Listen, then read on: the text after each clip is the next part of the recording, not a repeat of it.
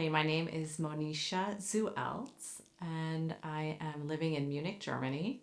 My first name is Indian, and my last name is German, but you can tell by my accent I'm American. So even though healthcare is not very global, I've had the opportunity to look at it from different geographic angles. And an M&A advisor, I spent 15 years at IBM with M&A exclusively, and then the last 3 years looking at AI investing with the Watson Group, where we developed also a entrepreneurship fund for corporate venture investing to help seed this new technology into healthcare propositions. And we followed on that with several acquisitions. So my background is M&A, and I'm currently an advisor for buy-side mandates into Europe. So that's US and other European investors, private equity investors, as well as strategics looking to make bolt-on and add-on acquisitions in healthcare and technology here in DACH region.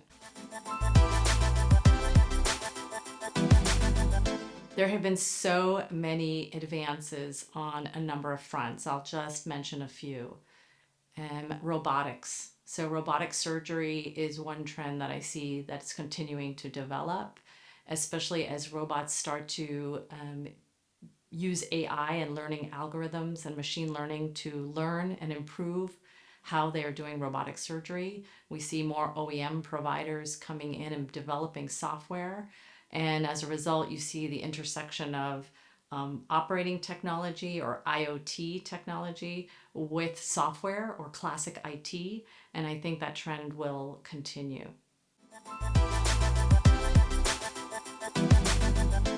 So our theme for Tech Tour this year is weathering or succeeding the storm. So this is a perfect question for the current climate, which a lot of investors saw as pre-recessionary. So they have been slowing down, not really making decisions around investments that they don't think are going to clearly succeed and be able to weather the storm over the longer term. So that's one challenge that we're seeing on the investor front.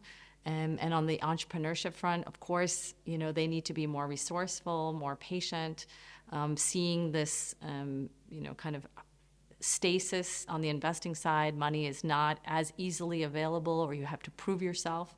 You have to have more revenue traction, a stronger champions that really believe in adopting your technology. You need to prove that a bit more. So that's a general statement, but I would say on both sides, there needs to be a better match and a little bit more patience. That being said, innovation's here to stay.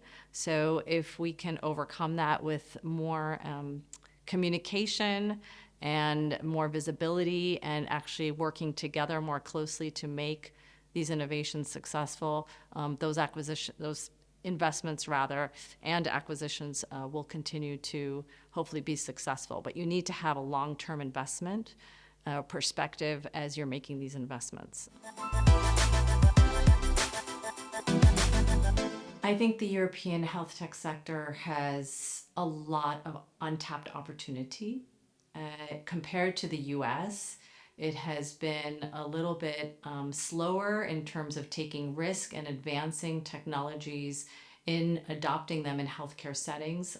So for example, it waits until there's strong regulation, but then when there is, it actually is moving faster. So digital health, DiGA reimbursement in Germany is helping put forward digital propositions and digital apps and getting reimbursement for them in the healthcare system. I think this model is sustainable and will allow for revenue generation and a return on investment for investors.